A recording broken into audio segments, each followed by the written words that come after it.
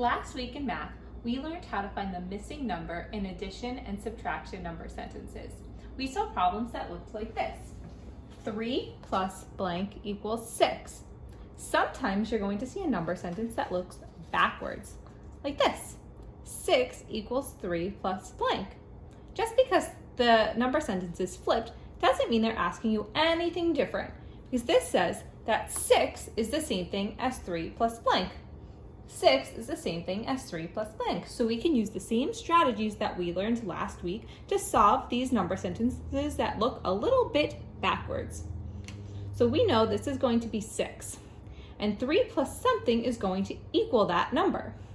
So I can use my picture strategy. I can draw 3 and then add more until I get to 6. So 3, 4, 5, 6. How many did I draw?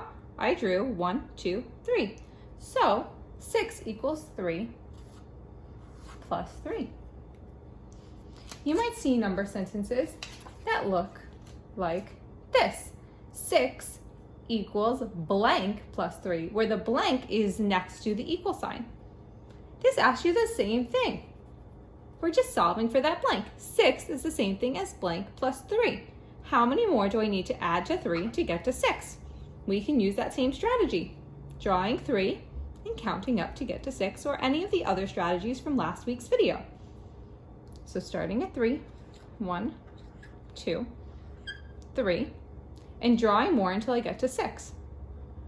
4, 5, 6. I drew 1, 2, 3 more, so I know that 3 plus 3 equals 6.